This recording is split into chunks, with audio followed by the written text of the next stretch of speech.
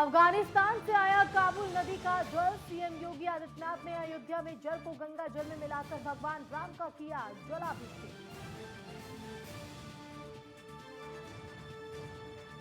चंडीगढ़ में सोनीपत के किसानों ने सीएम मनोहर लाल से की मुलाकात। गांव में फसलों का जायजा लेने के लिए दिए न्योता। किसानों की खबर। दिवाली से पहले हरियाणा में सख्ती। गुरुग्राम और फरीदाबाद समेत 14 जिलों में पटाखों के इस्तेमाल और बिक्री पर लगी रोक।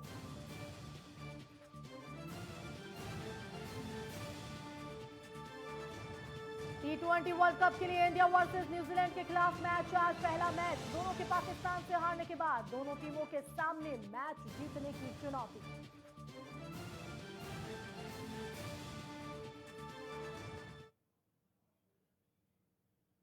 वंदे मातरम पश्चिमांचल लाइव में आप सभी का स्वागत है और मैं हूं आपके साथ आशिमा त्यागी। मुख्यमंत्री योगी आदित्यनाथ ने अफगानिस्तान की पवित्र काबुल नदी का जल अयोध्या पहुंचकर श्री राम जन्मभूमि पर पहुंचकर अर्पित किया। सीएम योगी ने काबुल नदी का जल गंगा जल में मिलाकर उसे श्री राम जन्मभूमि के चरणों में अर्पित किया। सीएम योगी ने अफगानिस्तान में महिलाओं और बच्चों की सुरक्षा की इस दौरान कामना भी की। मुख्यमंत्री योगी आदित्यनाथ ने अफगानिस्तान की बालिका की तरफ से प्रधानमंत्री नरेंद्र मोदी को भेजे गए जल से प्रभु श्री राम का जलाभिषेक किया। तस्वीरों में भी आप देख सकते हैं किस तरह से पूरी विधि विधान के साथ भगवान श्री राम का जलाभिषेक करते हुए सीएम योगी आदित्यनाथ। और सबसे खास बात यहाँ पर ये रही कि ये जो जल है वो अफगानिस्तान से आया था, जिसमें गंगा जल मिलाकर भगवान श्री राम के चरणों में सीएम योगी आदित्यनाथ की तरफ से अर्पित किया गया। तो सीएम योगी ने इस जल में गंगा जल मिलाया। भगवान राम का जलाभिषेक करने के बाद उन्होंने कहा कि अफगानिस्तान से बह के साए में एक बालिका ने काबुल नदी का पवित्र जल प्रधानमंत्री नरेंद्र मोदी को भेजा था, जिसे भगवान श्री राम के चरणों में मैंने अर्पित किया।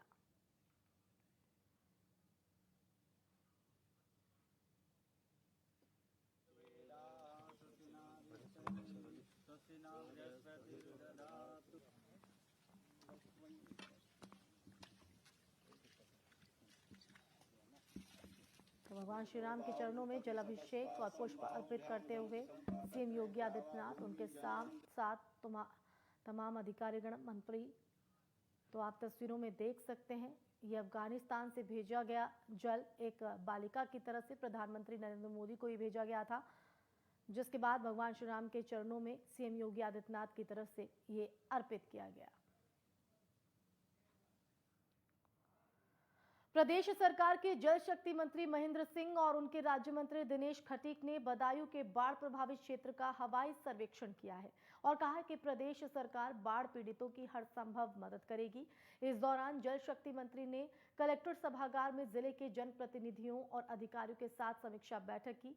पत्रकारों से वार्ता करते हुए कहा कि इस साल अत्यधिक पानी आने से हुए नुकसान का आकलन कराया जा रहा है और सभी बाढ़ पीड़ितों को हर संभव मदद की जाएगी। मुख्यमंत्री ने हम लोगों को यहां भेजा है। हमने अधिकारियों को ये आदेश दिए हैं कि जल्द से जल्द पीड़ितों के नुकसान का आकलन करके बताएं, जिससे उनके नुकसान की भरपाई की जा सके।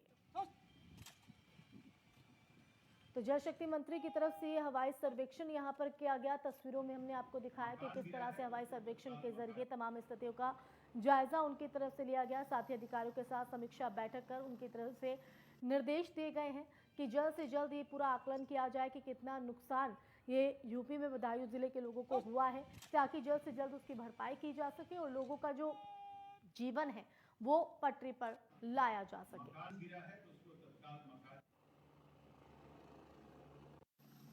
आदरणीय मुख्यमंत्री जी ने हमको और हमारे राज्य मंत्री श्री दिनेश खटीक जी को बाढ़ प्रभावित एरिया के सर्वेक्षण के लिए भेजा है। मैंने एरियल सर्वे किया है बदायूं का। बदायूं हमारा बाढ़ से जो प्रभावित हुआ है उसका हम लोगों ने एरियल सर्वे करके देखा है और यहाँ पर अधिकारियों के साथ एक मीटिंग भी की है, समीक्षा किया है। 2 तहसीलें विशेष रूप से बदायूं जिले के उसमें प्रभावित हुई हैं, दातागंज और सहसवान, और इन दोनों तहसीलों के 143 गांव प्रभावित हुए हैं।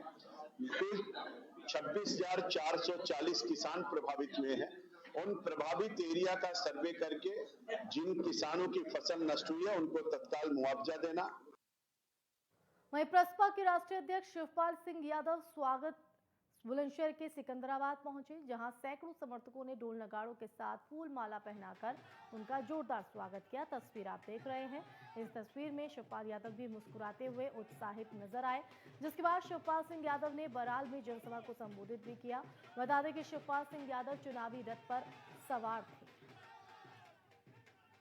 तो विधानसभा चुनाव है और ऐसे में तमाम राजनीतिक दल अपनी अपनी जोर आजमाइश में जुटे हुए हैं और बसपा के प्रमुख शिवपाल यादव यूपी के बुलंदशहर पहुंचे, जहां आप देख सकते हैं किस तरह से एक बड़ी संख्या में कार्यकर्ताओं का हुजूम उनके साथ दिखाई दिया और जैसे ही वो वहां पहुंचे तो फूल माला पहनाकर उनका जोरदार स्वागत किया गया। इस दौरान वो एक कार्यक्रम को संबोधित करते भी नजर आए, जिसमें उन्होंने आम जन को लुभाने की, साधने की कोशिश की।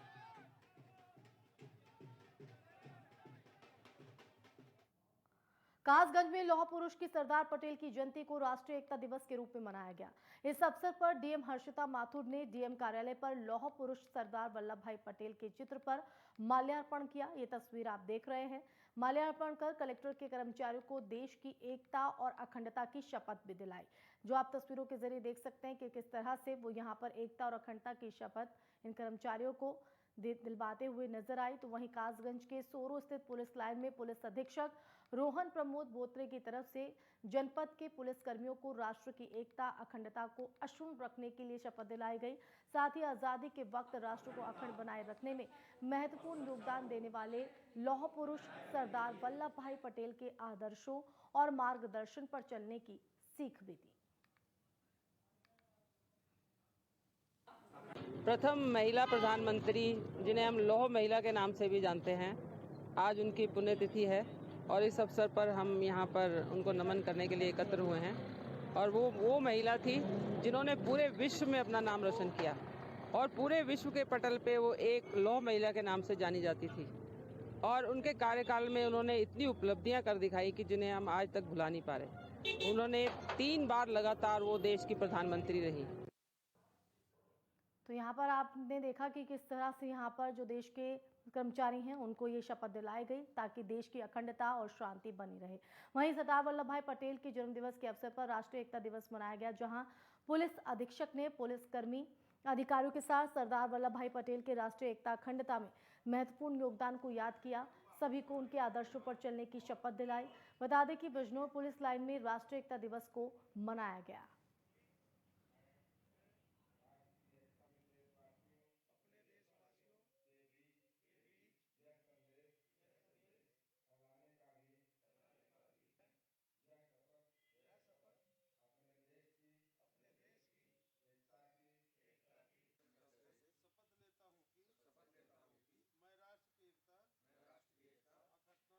समर्पित करूंगा और अपने देश शपथ लेता हूं कि मैं राष्ट्रीय एकता में देशवासियों के बीच यह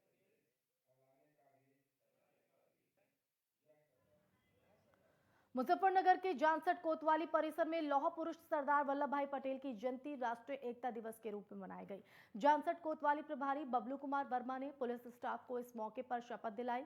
सरदार वल्लभ भाई पटेल की जयंती पर उन्हें याद किया।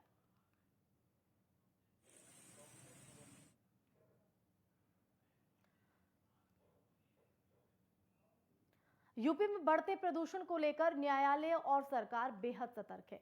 जिन क्षेत्रों में एयर क्वालिटी इंडेक्स ठीक है, वहां ग्रीन आतिशबाजी के प्रयोग और बिक्री की छूट दी गई है, लेकिन जहां एयर क्वालिटी इंडेक्स पुअर है, वहां पर आतिशबाजी के प्रयोग और बिक्री पर प्रतिबंध लगा दिया गया है। तो ये वो नोटिस चस्पा किया गया है जिसमें तमाम गाइडलाइंस जारी की गई है।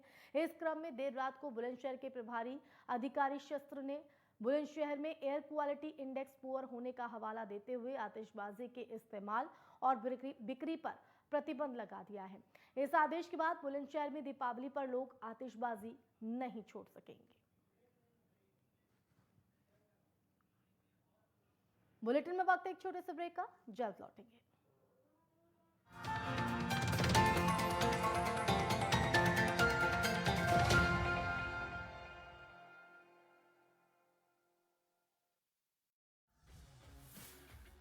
सबको टीका मुफ्त टीका के तहत रिकॉर्ड समय में 100 करोड़ से अधिक कोविड टीकाकरण कर विश्व का सबसे बड़ा टीकाकरण अभियान चल रहा है। उत्तर प्रदेश में माननीय प्रधानमंत्री जी के विजन को साकार करते हुए माननीय मुख्यमंत्री योगी आदित्यनाथ के नेतृत्व में सर्वाधिक स्वास्थ्य सुविधाओं का विकास हुआ है। वर्ष 2017 तक प्रदेश में जहां मात्र दर्जन भर मेडिकल कॉलेज थे, आज उनकी संख्या लगभग 4 गुना हो गई है।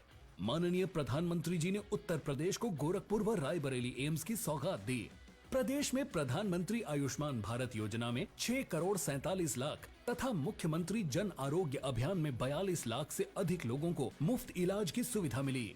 आज पूरा देश आजादी का अमृत महोत्सव मना रहा है।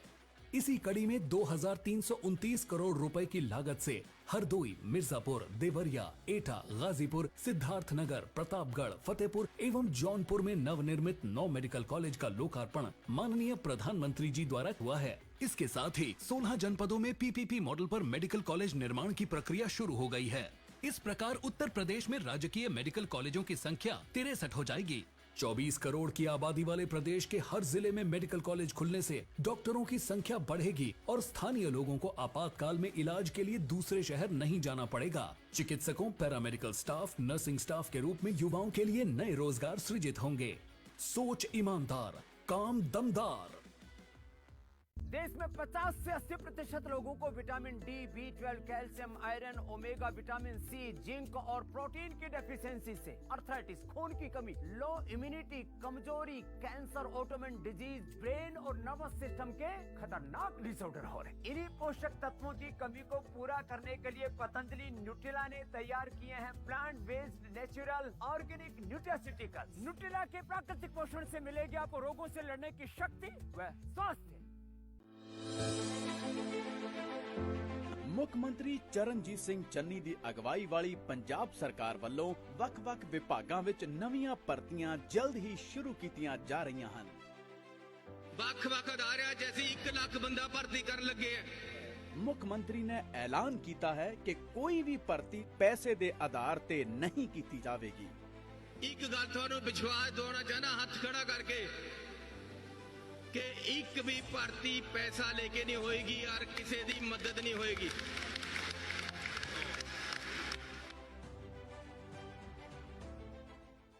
चलो यहाँ पर सही से स्पेलिंग करो। पूजा, मैं मार्केट से आता हूँ। मिस्टर, कार की चाबी?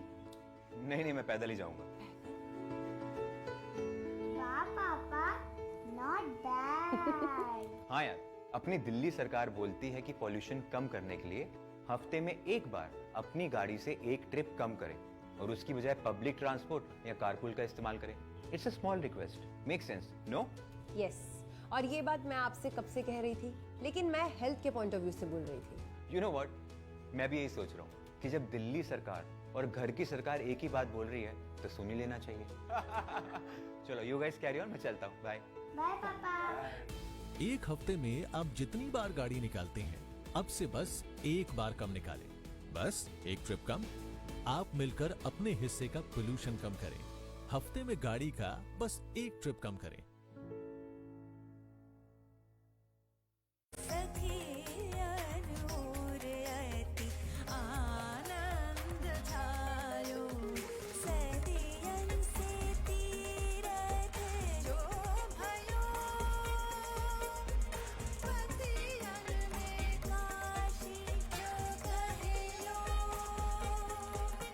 Dive into the divinity of Kasyam, an exquisite jewelry collection inspired by the beauty of Banaras. Reliance Jewels.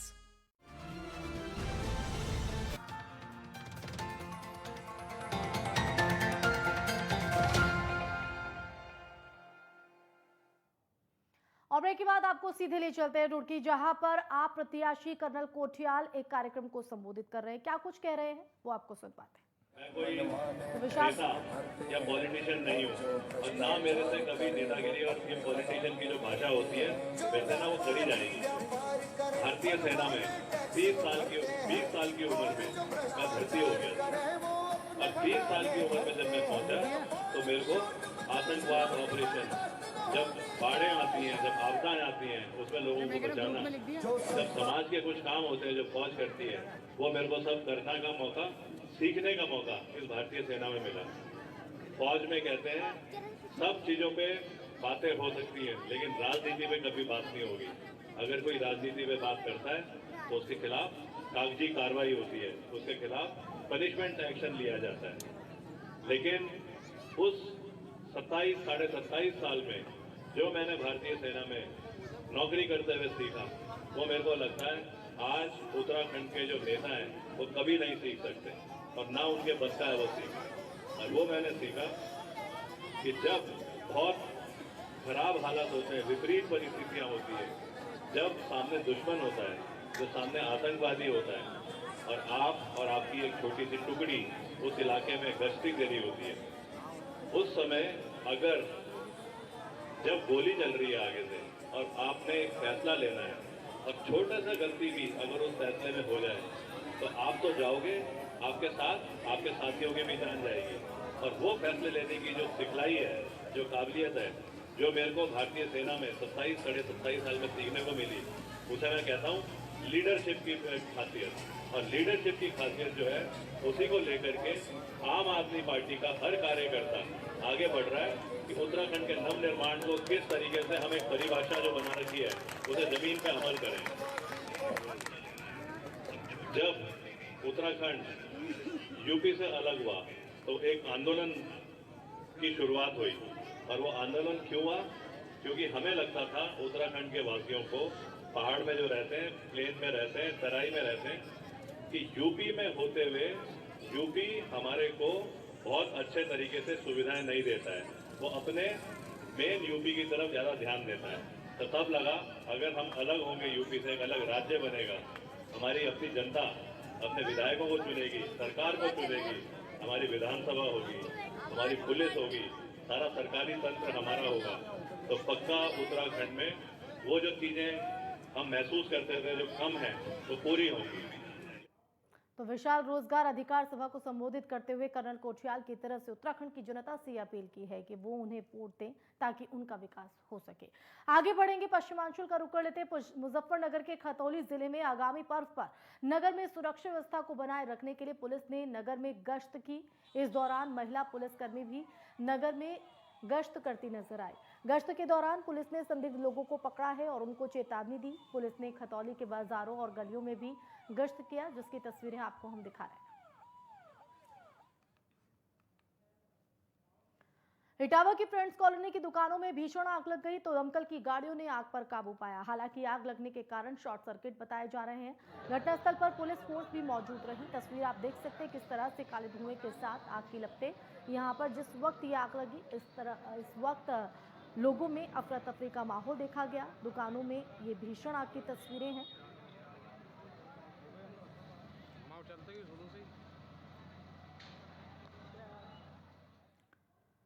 Mathura SSP doctor गौरव ग्रोवर के निर्देशन में अपराध की रोकथाम के लिए गैंगस्टर और अपराधियों की तलाश के लिए अभियान के दौरान छाता पुलिस की बीती रात्रि बदमाशों के बीच छाता तहसील में मुठभेड़ हो गई, जिसमें 4 बदमाश भाग जाने में सफल रहे।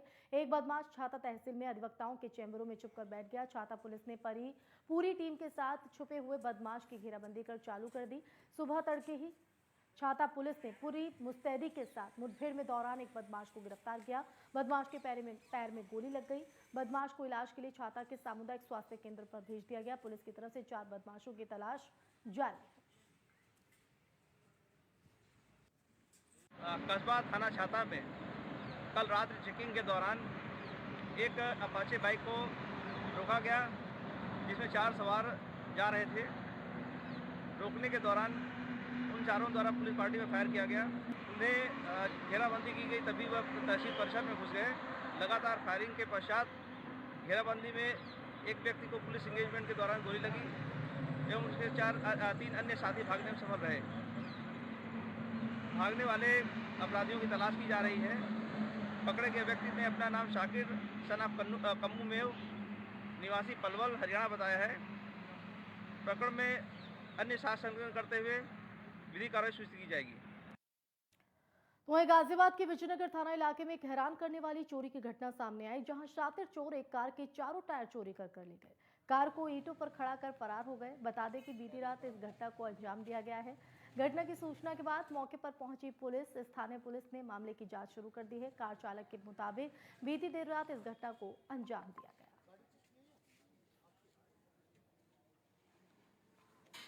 यहाँ पर गाड़ी खड़ी थी एक, उसके चारों टायर स्टेपनी के साथ गायब कर दिए, चोरी हो गया। मतलब कौन सी जगह है ये है आपका विजयनगर एल ब्लॉक शिव मंदिर के पास।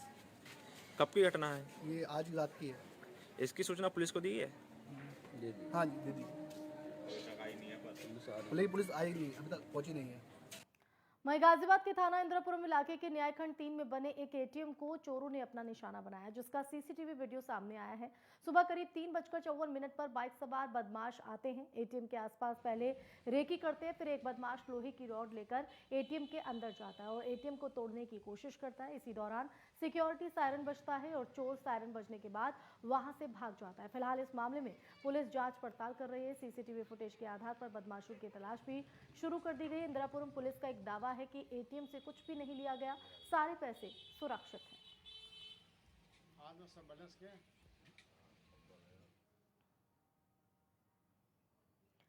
एटा के थाना मलावन क्षेत्र के गांव दासपुर निवासी पूर्व सैनिक ने खेत में शौच करने को लेकर एक विवाद में लाइसेंसी पिस्टल से पिता पुत्र को गोली मारकर घायल कर दिया।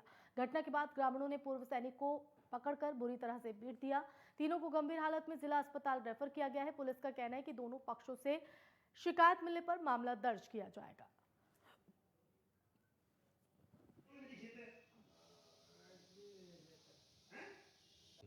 जैसे मैं लैट्रिन करने गई थी, उसके खेत के सामने नहर है, उस पर तो वहाँ लैट्रिन कर रहे थे। उसने बोला यहाँ लैट्रिन मत करो। मैंने कि बस आज कर ली, अब नहीं करेंगे।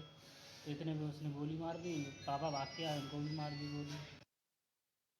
मेरठ में वरिष्ठ पुलिस अधीक्षक और पुलिस अधीक्षक नगर के नेतृत्व में फर्जी सीबीआई अधिकारी बनकर लोगों को लूटने का काम करने वाले आरोपी को गिरफ्तार कर लिया गया है। साथ ही आरोपी के पास से कई गहने बरामद हुए हैं और कुछ नकदी भी बरामद कर ली गई। हालांकि 2 आरोपी फरार होने में कामयाब रहे।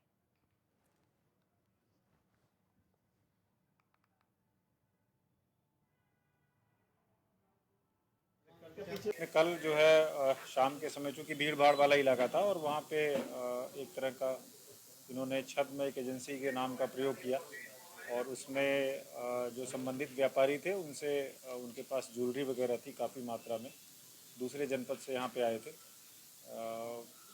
उनको ठगने की कोशिश की और जब सफल नहीं हो पाए तो इन्होंने ज़बरदस्ती जो ज्वेलरी थी उनके पास उसको छीना। कुल 3 लोग थे और वहाँ पे चूँकि पुलिस भी सतर्क थी, चौराहे के पास पब्लिक के लोग भी थे और उन लोगों ने मिल करके इसको।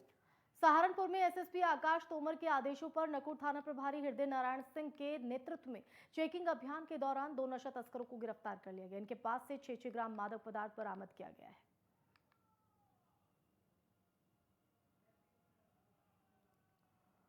मथुरा में दीपावली के अवसर पर मथुरा जिला जेल में बंद कैदियों ने अपने हाथों से दीपक, मोमबत्ती और हवन पूजा सामग्री बनाए। बता दें कि फर्रुखाबाद के रहने वाले कन्हैया लाल, जो कि पिछले 5 साल से मथुरा जेल में बंद हैं, उन्होंने कुछ ऐसा हुनर दिखाया जिससे मथुरा जिला कारागार के जेल अधीक्षक और जेलर के साथ डिप्टी जेलर इन कैदियों के हौसला बढ़ाने के लिए सारे सामान बंदोबस्त किए गए और फिर जेल के अंदर ही बंद दीपावली के लिए दीपक, माता लक्ष्मी के साथ गणेश जी की मूर्ति और मोमबत्ती तैयार की गई, जिसको लेकर जहां 1000 दीपक बनाए गए तो 100 जोड़े लक्ष्मी, गणेश और अन्य सामग्री बनाई गई। 5.5 साल हो गए। तो क्या ख्याल आया आपका ये दीपक और ये सब बनाने ख्याल ये आया, अधीक्षक साहब ढूंढते थे मुझे, तो मैंने कहा दीपावली के मुहर्रम में सब बनवाया सामान को, यही जो खुशियों का यही सामान सस्ता बेचेंगे जेल का और जो है सब खुशी मिलेगी सबको, सब गरीब दुनिया सब पूजा करेगा लक्ष्मी गणेश की, दीपावली दिया भी बिकेंगे। जैसे कि बंदी यहाँ पे निरुद्ध हैं और उनके हाथ में बाहर जाने पे भी ऐसा कोई रोजगार हो जिसका जीवन पार्जन वो कर सके, इसलिए बंदियों में जो ऐसा हुनर है उसको जांचा परखा गया और उनको ऐसी सुविधाएं उपलब्ध कराई गई ताकि वो आत्मनिर्भर बने और बाहर जाके वो उनका रोजगार भी परिवार के भरण पोषण के लिए हो सके। इसलिए हमने इस छोटे पैमाने पर दिवाली के अवसर पर दिए, मोमबत्ती, लक्ष्मी गणेश जी की मूर्तियों को जो बंदी इस हुनर में माहिर हैं उनको परखा बनाया गया है। अभी ये छोटे पैमाने में शुरू किया गया है, आने वाले समय में रिस्पांस देखते हुए आगे और इसमें। और इसी के साथ पश्चिमांचल लाइव में बस इतना ही। आप देखते रहिए नेटवर्क 10। जय हिंद।